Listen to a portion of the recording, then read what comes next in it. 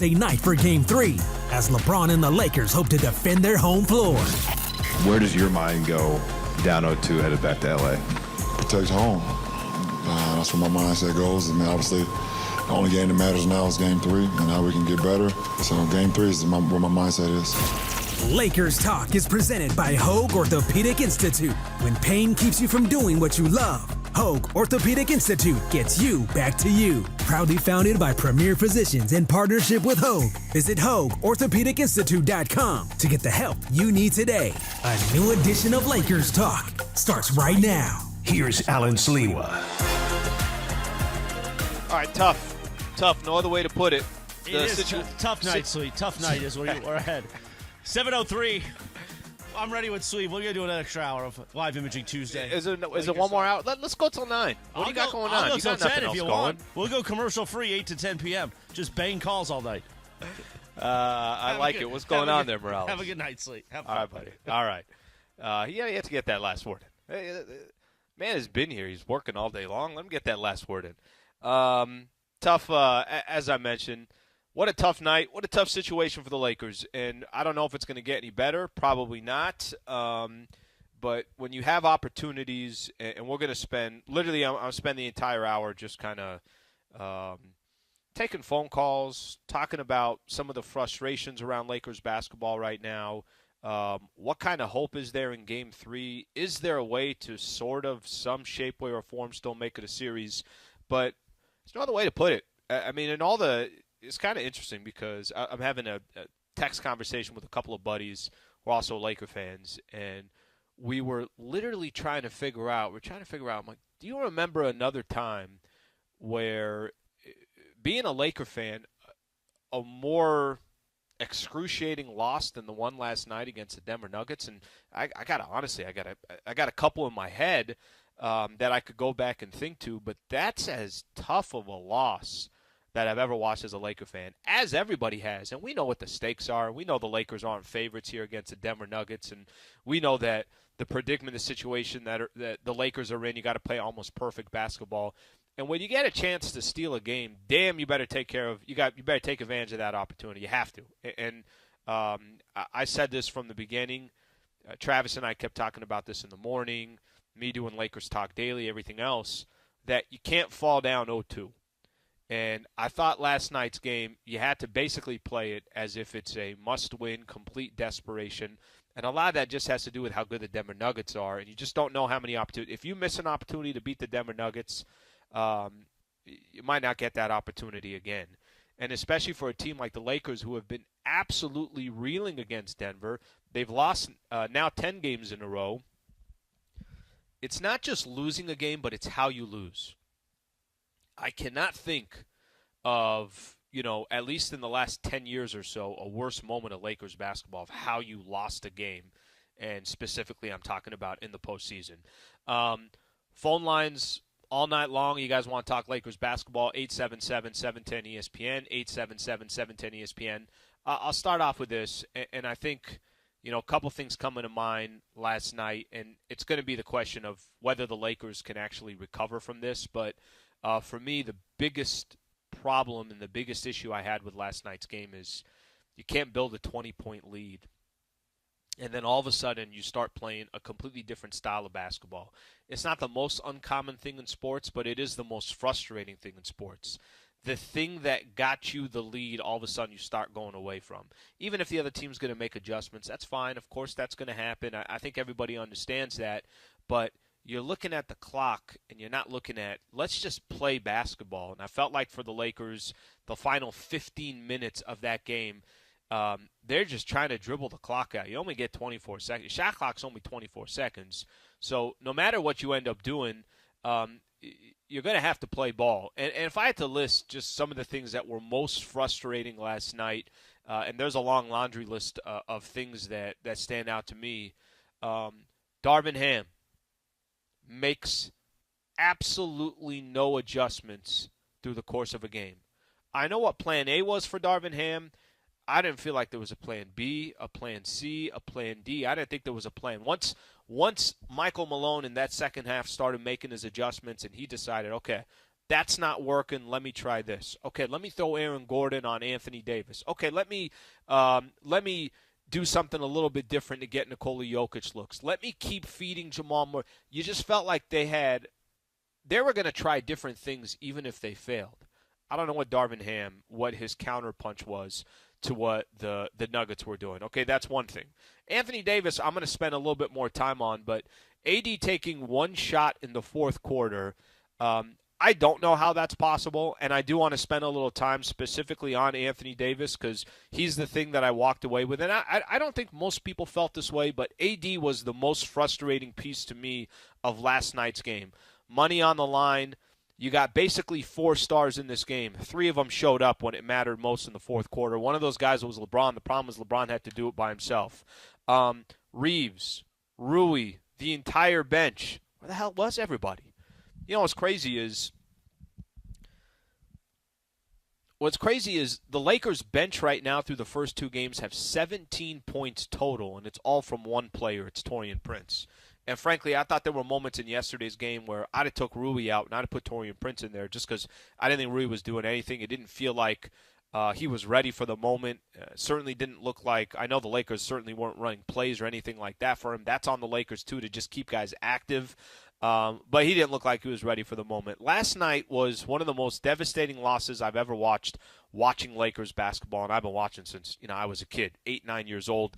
You guys know I always joke around about it, kind of go the end of Magic's era and then the beginning of the Nick Van Exel, Eddie Jones, Cedric Sabalos, Sedale 3, go down the list of some of these different players.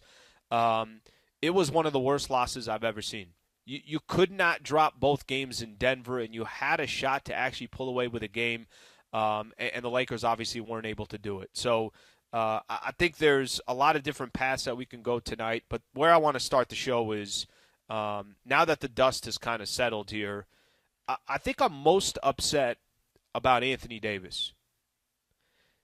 Last night when it was happening, it takes a second to kind of fully gather what the hell just happened here. Even though I thought it was a really slow build, it's not like Denver went on one of those runs. It's like, bam, 15-0 run. Now they're up by 7 or 8 or something like that.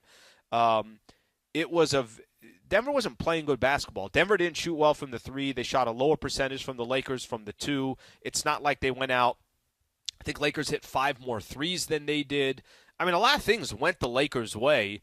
And it's not like that lead of 20, it was gone in 5 minutes. It took literally the entire second half until Denver finally tied it, and then ultimately Jamal Murray hits that final shot. It was a very, very slow bleed. The AD portion of this, I know sometimes you look at, hey, did a guy show up and you just look at his stats? But it's not just showing up, but it's when you show up. I don't want to minimize what Anthony Davis did in those first 3 quarters because he was incredible. There was stretches in that game for Anthony Davis, specifically the first half, where, who was it? It was Reggie Miller and Jamal Crawford, part of the call for TNT. They just kept going back and forth. Man, there's no answer for this guy. Look at this guy. Look at the rhythm that he's in. Look at the confidence that he has.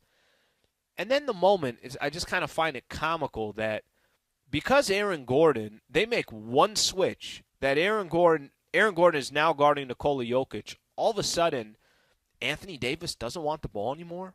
All of a sudden, Anthony Davis doesn't want to go down on the block anymore. And again, that's why I started this off by saying I don't want to minimize his production over the first 3 quarters because obviously that had a lot to do with the Lakers going up by 20 points.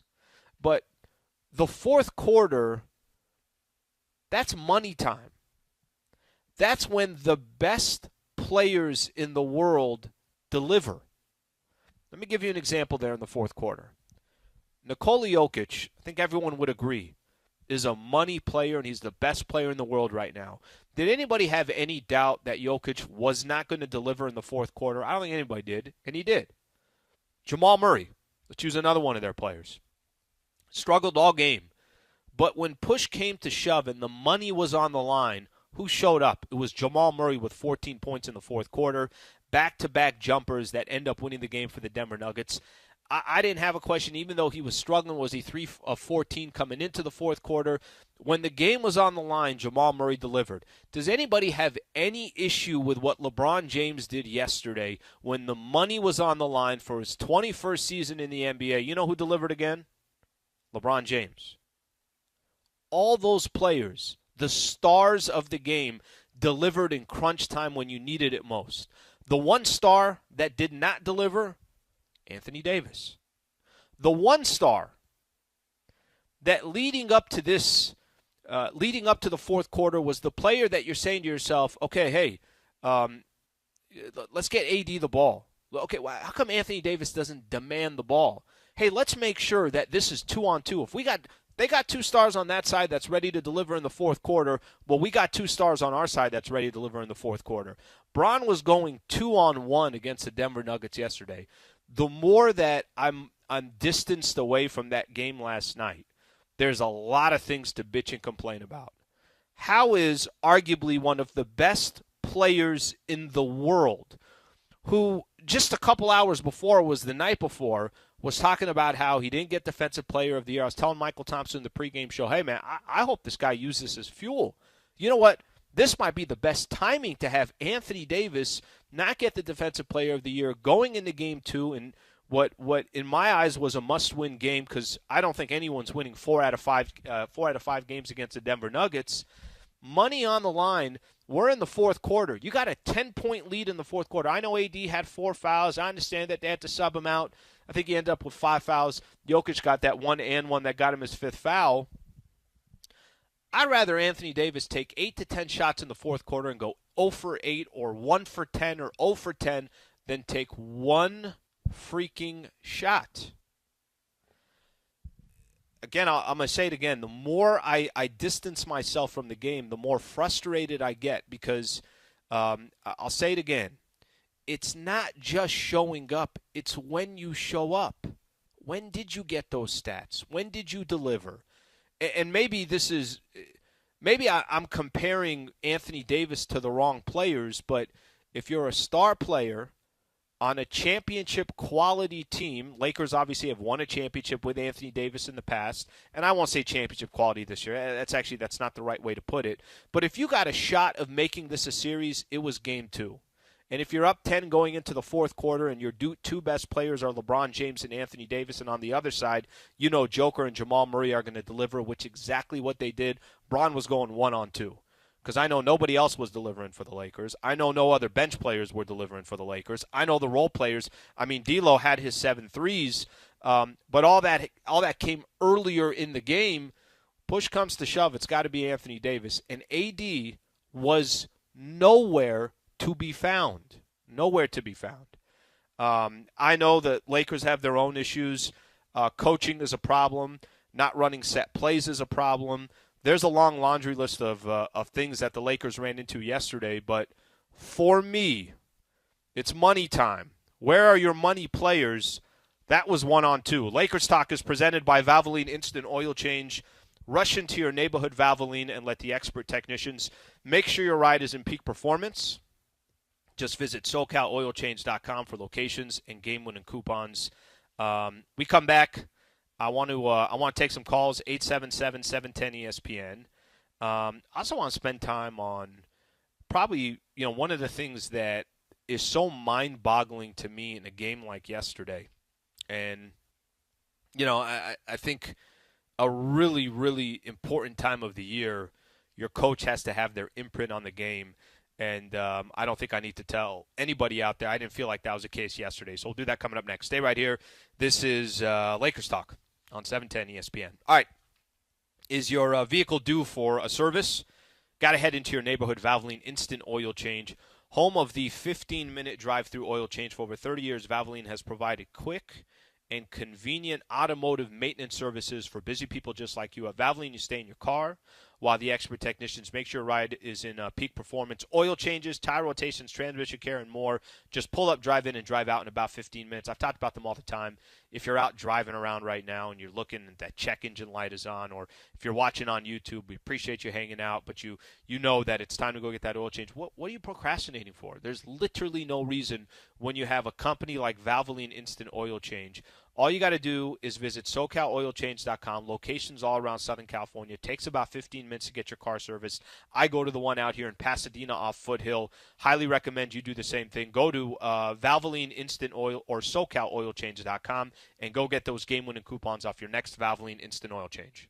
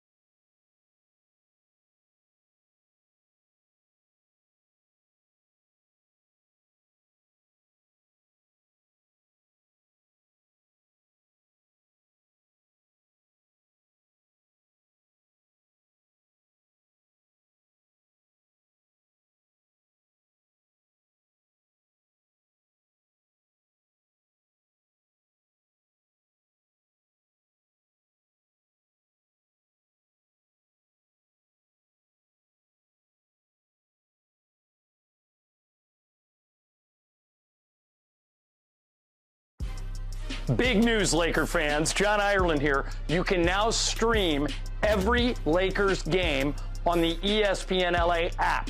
Don't miss a second of the action with Michael Thompson and I on the call. Plus, all your live and local Lakers talk every day in the palm of your hand.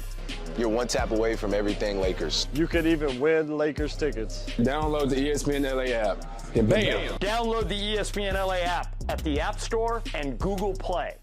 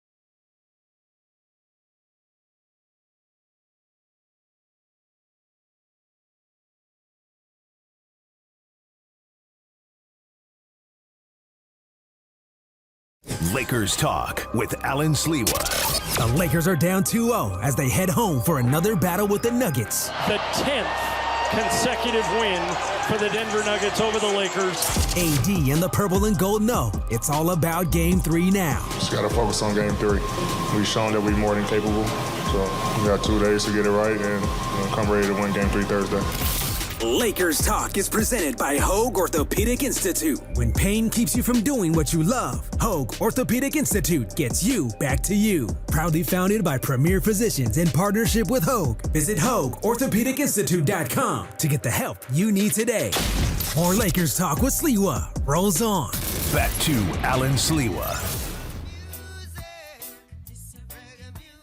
All right, I'm going to get to some of your guys' phone calls here in just a minute or two. So one thing that I mentioned about some of the worst losses in Laker history, and I'm talking about just more my era, and I'll throw a couple out there that stick out. I remember Lakers in 2008 taking on the Boston Celtics, and this is the NBA Finals. And Boston has a 2-1 lead on the Lakers, and the game is at the Times Staples Center. Lakers are up 24 in Game 4 to tie the series. I actually had tickets to Game 5, so I was incredibly excited. I'm like, oh my gosh, Lakers got a chance to go up 3-2 when I'm there. Anyways, long story short, Lakers blow that 24-point lead. They end up losing that game. So then they go down 3-1. Lakers win Game 5 at Staples 3-2, and then they obviously lose the series. I think of another one. This one actually stands out to me more than any one. Lakers were trying to four-peat, as ridiculous as that sounds. So with Shaq and Kobe, they win 3 in a row. In 2003, they're taking on the San Antonio Spurs. And Laker fans, you guys may remember this one. It reminded me of this yesterday because Robert Horry was doing Spectrum on the post-game show. On Spectrum Sportsnet. Lakers are trying to get to the NBA Finals for the 4th straight year. They're down 20-plus on the road against the San Antonio Spurs. Series is tied 2 apiece. This is Game 5 in San Antonio. Lakers are down 20-plus. They come all the way back, cut it to within 2. Robert Horry, of course, this always just seemed the case. The ball just ended up in his hand at the most critical times. And Horry does what he's done his entire career, whether with the Rockets, whether with the Lakers, whether with the Spurs. Lines up that 3, takes the 3, Lakers down 2, and the ball goes in, and it goes out. And Robert Horry just was stunned like he's never missed a clutch jumper in his life. Lakers lose that game. Now they're down 3-2, and then they get blown out at home at Staples Center. And this was the first time basically the Lakers and Phil Jackson, under the Phil Jackson era, tasted a loss. They were going for their 4th straight championship. But those are a couple that come into mind. I know I'm sure there's other Laker fans that have others in mind as well. But those are postseason ones, right? Those are playoff games. And last night, the gut punch of Jamal Murray hitting that bucket over Anthony. By the way, when they switched on, it was Anthony Davis. I'm like, all right, I'll take my chances with this. It's Anthony Davis. But Jamal Murray, the way he described it, he kind of took a step back, which Anthony Davis had to respect the jumper. So he comes out, and then he's making it look like he's going to the basket. And the only angle he had on Anthony Davis, I got to go step back. I got to go fade away. He did, and he hit the shot. Just a dagger. And certainly not a shot any Laker fan wants to remember. All right, let's take some calls. Wow, a lot of calls here. Let's start off. Let's go with line 4, Hugh, who's on the 405 freeway. Hugh, what's going on? Thank you for calling in, buddy. Hi. Can you hear me? Yeah, I got you, bud. Go ahead. Okay, first of all, I love listening to you, Slee. I think you're great. You always tell it like it is. I'll be quick because I know there's a lot of other callers waiting. I'm 59 years old. I've been a diehard Laker fan since 1972 when the LA Lakers won their first champion back when Jerry West and Wilt Chamberlain were playing. So I'm a longtime fan of many different eras. I agree with everything you're saying, except I don't hold Anthony Davis completely responsible for that. Yes, he disappeared in the 4th quarter, but first of all, I know you mentioned it already. I'm going to mention it again. Don't forget, because he was in foul trouble, that kind of took him out of his element a little bit. But also, I hold Darvin Ham and LeBron James responsible for that, because not only does Anthony Davis have to demand the ball, you're 100% correct. He has to demand the ball. But being that LeBron James is the facilitator of that offense, he has to demand, if he doesn't see that Anthony's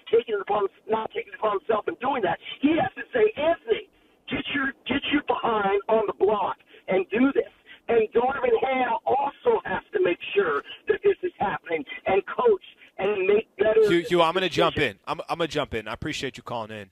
I don't disagree with anything that you said, but AD's first on that list. I don't disagree with you.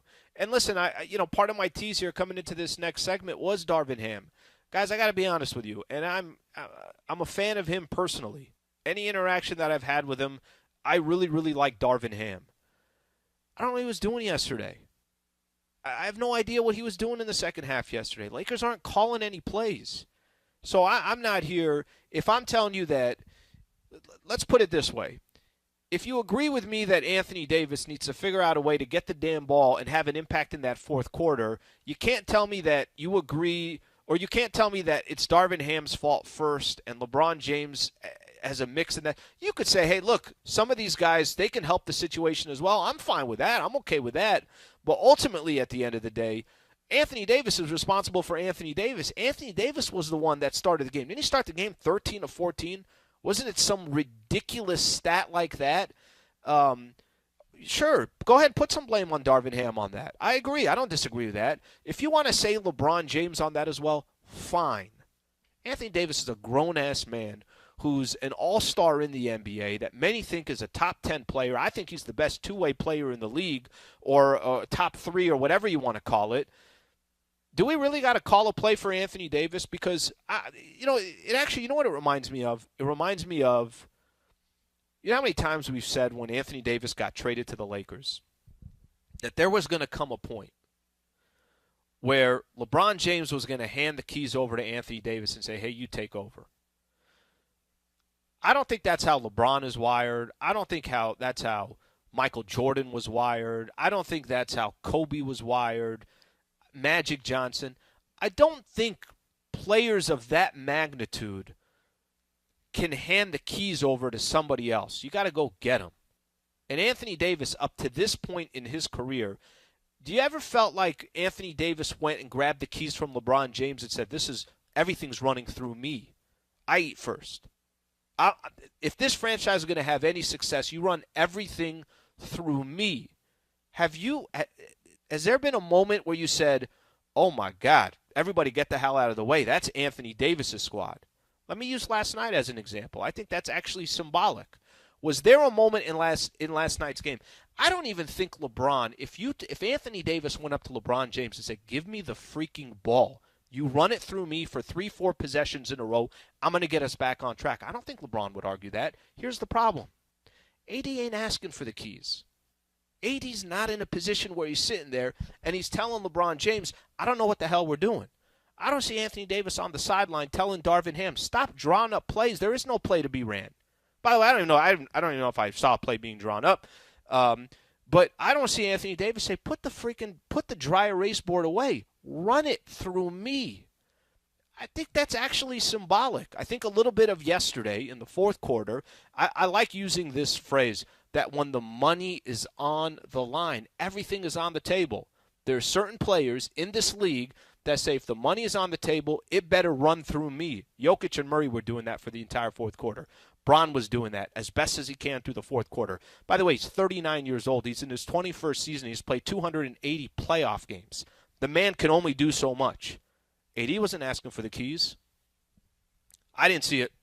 All right, let me squeeze in another quick call here. Let's go to Mark in Redondo Beach. Mark, what's going on? Hey, Slee, thanks for having me. Long time, 50-year plus Laker fan. I think we all were holding our breath last night and sensing that the inevitable was going to happen. And I understand we can concentrate on AD not showing up, or LeBron the game before not showing up in the fourth. But I think, as Sedano says, when in doubt, zoom out, right? I think we need to look at the macro and not the micro, in that I think it's time that we move on from LeBron. I think that we've gotten some good stuff out of him. I think that when you have a certain roster with a caliber of players that are going to fill the gaps in those low moments, Denver had a grace about them last night. You could tell they were going to come back. You could tell there was subtle confidence that came through in the whole entire game, and they knew they were going to come back. And you know what? We all did also. We were holding our breath, hoping that we snuck one by them last night. but it didn't. I think it's clearly evident that it's time, as stressful as it may be, it's time to shake it up a bit, see what we can get for LeBron, if we can get anything, and let's start planning for the future, because I think us trying to make something work that we all know is not going to work is an exercise in in futility there. So, Mark, I appreciate it. Thank you for calling in. I appreciate you chiming in. We could hit a little bit on that when we come back. I'll spend a little bit of time on that. Lakers Talk, by the way, is brought to you by Valvoline Instant Oil Change. Rush into your neighborhood Valvoline. Let the expert technicians make sure your ride is in peak performance. Visit SoCalOilChange.com for locations and game-winning coupons. It's interesting, Mark. I will tell you, I don't think that's going to happen. I do think that, and especially LeBron still playing at this level, even though I know he's not the same guy that he was a few years ago, I don't think there's going to be, hey, let's blow it up and refresh it. I think they'll keep rolling with the punches. Now, that doesn't mean it's going to be the same roster. It doesn't mean it's going to be the same coach. I have no idea. I guess we'll discuss that more once the season ends. Okay, more of your phone calls coming up. I know we got a lot of Laker fans that want to weigh in, so we'll do that. Stay right here. Appreciate you guys being a part of the show. This is Lakers Talk on 710 ESPN. All right, whether you're heading to the stadium to cheer on the Los Angeles Lakers or going to watch the game at a friend's house, you got to commit to the Go Safely game plan. So I want to be as honest as possible. Everyone should be. If you're going out to a sporting event, you want to go out and have a good time, or maybe you're watching all these great sporting events at a friend's house. If you plan to drink, you got to plan ahead. Leave the keys behind and get a sober designated driver. Not only do this for yourself, but do this for others that are on the road. Still need a sober ride home. You have options. Use public transit or a ride-hailing service and stick to the game plan. Whatever you do, don't let yourself or your friends land a technical foul by driving impaired. I got a couple stats here that I'll point out. Remember, alcohol controls your actions and your reactions, especially behind the wheel. Do you know that 37 people are killed in drunk driving crashes every single day in the United States? That's one person every 39 minutes. There's an easy solution to this. You cannot drive if you're impaired. This message is presented by Go Safely California from the California Office of Traffic Safety and Caltrans.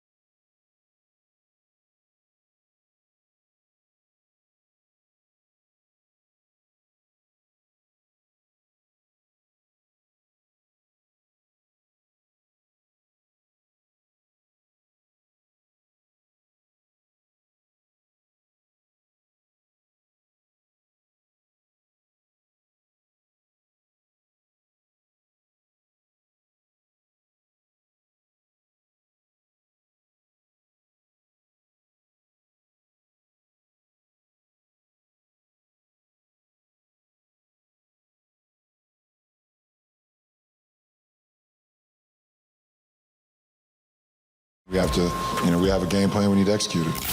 Lakers Talk is presented by Hoag Orthopedic Institute. When pain keeps you from doing what you love, Hoag Orthopedic Institute gets you back to you. Proudly founded by premier physicians in partnership with Hoag. Visit HoagOrthopedicInstitute.com to get the help you need today. Another edition of Lakers Talk continues. Back to Alan Sliwa. All right, next game for the Lake Show. It's coming up on Thursday, so something to keep in mind right there. Lakers will... Yeah, it's funny. Listening to LeBron in that post-game sound, I heard Ireland talking about this a little bit earlier too, and I don't disagree. Now, this is not a position that the Lakers want to find themselves in, but all right, just simplify it. You got one game coming up on Thursday. You're trying to win one home game against the Denver Nuggets. That's it. There really, literally is nothing else that you're trying to accomplish but to win one game on Thursday, and maybe if you could snap that 10-game losing streak, don't tell me that's not in the heads of some of these Laker players and the coaches and everybody else. It's got to just leak in, and it's part of your psyche.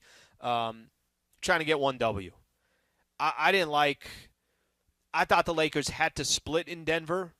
This is more of a compliment to the Denver Nuggets, and they certainly, obviously weren't able to do it, but it's also how they lost the games. I mean, up 12 in game 1, up 20 in game 2. Jeez. And listen, I know a lot of people are saying, I didn't think the game was over when they were up 20. I got to be honest, I thought the game was over. I really did. I thought the Lakers were clicking on all cylinders, and Denver just looked like they were having an off night. Well, that didn't happen as planned. All right, a couple more calls here. John in the Palisades. John, what's going on? Thank you for calling into Lakers Talk. Hey, what's going on, Alan? You're doing a great job here on the Lakers Talk. I want to get a little deep. I'm going to touch on some surface things, but our problems are much deeper than just these last two games. Of course, our bench has been horrible. Worst playoff bench in Lakers history. Oh, man. Okay? In the history. Our coach had no head coaching experience. He does not appear to be that smart or capable of coaching a team of this caliber. I mean, the assistant coaches, you look at them, they're non-existent. Do you recognize any of them? And let's not include Phil Handy. He goes where LeBron goes. You look at the Clippers bench. You got Tyronn Lue. You got Brian Shaw, and you got Larry Drew. That's over 100 years of playing and coaching experience on the Clippers bench. Why don't we have that? And why doesn't? And the King deserves better in his last few good years. John, I appreciate you. Oh, go ahead. Finish up that point. Who built this bench? Who hired this coach? It's Rob Pelinka. He's the problem. How many guys would want it to be in L.A. that would be so supportive of this team in LeBron's last 2 years? Larry Nance, he wanted to stay in L.A., okay? DeMar DeRozan begged to come to L.A. True. How would he look for the Lakers? Mm-hmm. It's interesting. It's interesting, and I appreciate you calling in. I'm going to jump in here for a quick second, but it's interesting, John, because if this is how the season ends up ending, you can say, you lost to the Denver Nuggets 2 years in a row, and maybe Denver repeats, and you could not fool yourself, but you could tell yourself a story of, what are you going to do? You just can't get past the two-time champions. Maybe this is the team that dominates the NBA or is in the mix for the next 4 or 5 years. I don't think that'd be too big of a surprise. I'm not telling you they're going to win every year, but they're going to be in the mix for a handful of years. But I think there is something about if this happens in the first round, I think there is something that you got to start looking at. Well, what happened in the regular season where you're in the playing tournament again? Why'd you go 50 games before you started Rui and D'Angelo Russell, Austin Reeves? I think that group went 19-6 when they started together. Don't include the playoffs. I know the playoffs. All right, if you want to include it, it's 19-8 now. Whatever the case is, they're continuing to lose against Denver. There's going to be some big decisions to be made. Big decisions. And I actually lean more with you on what you said there. And I think LA has I think Laker fans have an interesting relationship with LeBron. I look at him and I spend more time. Of course, there's time where you might be frustrated. I mean, last night's game, it's like, Bron, you really just going to dribble the ball just at the top of the key? We're not going to run a play. Or is there going to be any movement? It doesn't seem like that's a good game plan when Bron does that, and then he hits 2 threes in a row. He gets the and one on Jamal Murray, or Jamal Murray, KCP, whoever's guarding him, gets the free throw as well. I marvel at LeBron. Not every time, but I also remind myself that he's in his 21st season in the NBA, and he's played 280 playoff games, which is more than 3 additional seasons. Not everybody looks at it that way. I had a call earlier that was talking about blow the whole thing up. And then I had, this call, John from the Palisades, saying we're wasting one of the greatest players that's still this effective at this stage of his career because of other decisions that the organization has made. I lean more towards that, to be honest. Mo in San Marcos. Mo, what's going on? What's up, Sliwa? What's going on, buddy? I talk about AD. I mean, I feel like out of everything, there's a lot of blame that can go around. Could barely hear you, Mo. Can you get a little closer to your phone there? Yeah. Can you hear me now? Yeah, I got you. Okay. Yeah, no, I was going to say, there's a lot of blame that could go around from yesterday's game, but I don't feel like AD should be at the top of the list. I mean, AD had the best half of his entire career, I felt like, in that first half. And without him, we would have been down 20 instead of up 20. So I don't feel like he's the reason we should be blaming or we should be talking about. I know he didn't have the best fourth quarter, but he's a big man. It's on LeBron to get him the ball. It's on Darvin Ham to get him the ball. I know he should demand the ball, but at the end of the day, those two guys got to get him the ball first and foremost out of everything. I think we should more be focusing on the coach and less about AD. I appreciate you calling in, Mo. I appreciate you calling in. I will say this. I don't think I'm over-exaggerating on Anthony Davis. I don't feel that way at all. And I tried emphasizing, I'm not taking away what he did in the first 3 quarters. It's money time. You think Shaquille O'Neal is not going to touch the ball in the fourth quarter? You don't think Shaquille O'Neal is going to demand the ball? By the way, then I have to stop myself because I'm comparing one of the greatest to ever do it to Anthony Davis, and that's not fair. I want AD to be in that category. He's not. So I should not be comparing that. But let's take his peers. Let's take AD's peers. Is Joel Embiid taking 1 shot in the fourth quarter? Is Nikola Jokic taking 1 shot in the fourth quarter? Is Giannis Antetokounmpo taking 1 shot? Hell, give me another big man. Karl Anthony Towns taking 1 shot? I don't think so. I'm not going to ask other people to set up Anthony Davis. What I'd prefer seeing is Anthony Davis not getting the ball and telling those other people, give me the damn ball. But and that's not, to me, and that's not taken away from the frustration of Darvin, because I definitely think there's frustration with Darvin as well. Solomon, Lake Balboa, what's going on, Solomon? Oh, hey, I'm good, Alan. Try not to repeat too many of the points the previous callers are doing, but I will, concentrate on Darvin and LeBron. Darvin Ham, adjustments during the game, changing a game plan, not his specialty. No such thing. It's not in him. It's plan A. Not in his DNA. Mm-hmm. Yeah, not in his DNA, and I was worried that he was going to get out-coached for sure in this series. And I think that's been the case for at least 2 games here, if not at least game 2. LeBron, here's how I see it. I think, the Lakers play a certain style for 3 quarters, and it works. LeBron is more of a facilitator. Something gets in his head. I don't know if it's ego. I don't know if he's afraid of critics saying he's not enough of a dog in the fourth quarter. It looks like he feels he's got to take over the fourth quarter. And when that happens, he's got the ball. They go into the 4-corner offense.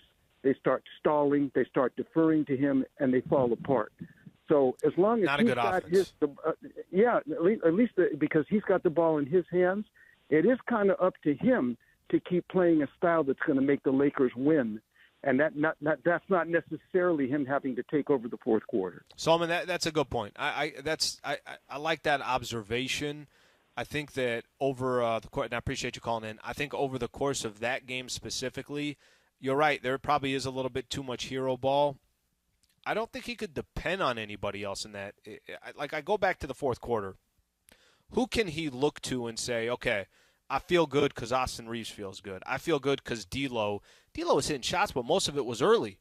Taurean Prince didn't come back in the game, and you had basically Rui Hachimura that the moment looked like it was too big for him. And then Anthony Davis I already talked about. So we could sit here, long laundry list of things I do know this, that Lakers got another game on Thursday, and they're already down 0-2. I'm sure there's a little bit of psychological warfare right now for the Lakers just because of losing 10 in a row to the Denver Nuggets.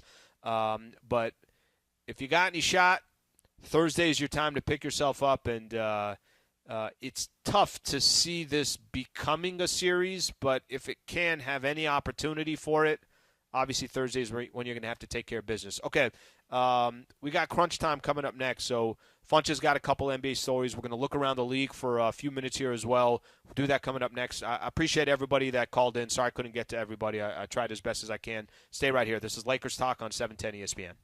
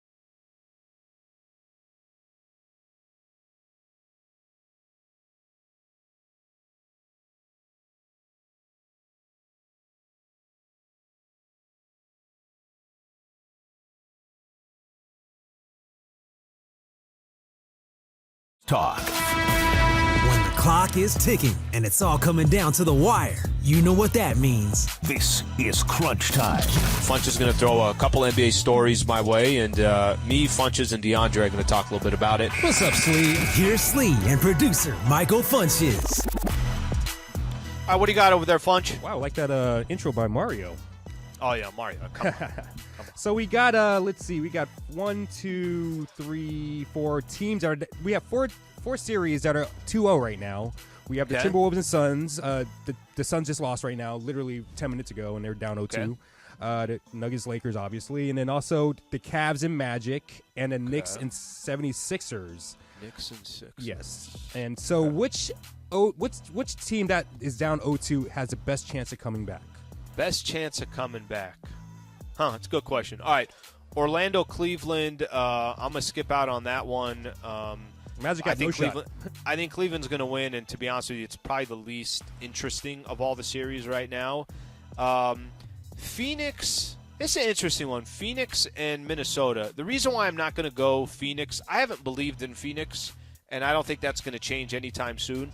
Minnesota plays defense. Minnesota has great size. They got a great bench with Naz Reid waiting to come in. They got vets in Mike Conley and Jaden McDaniels. And they also have a dude by the name of Anthony Edwards, pretty good basketball player. So I don't have faith in that one.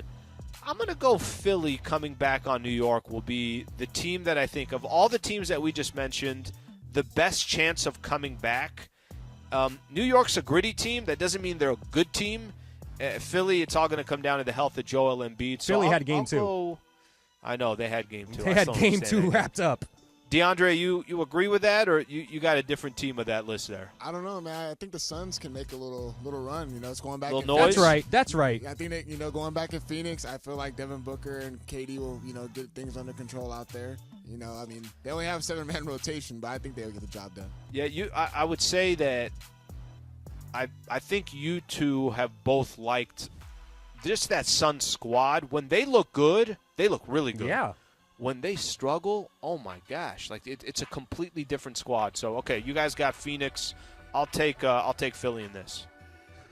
And the Knicks right now, like you're betting against the Knicks. I'm betting against the Knicks, like not they're playing because really well. No, they're a gritty team.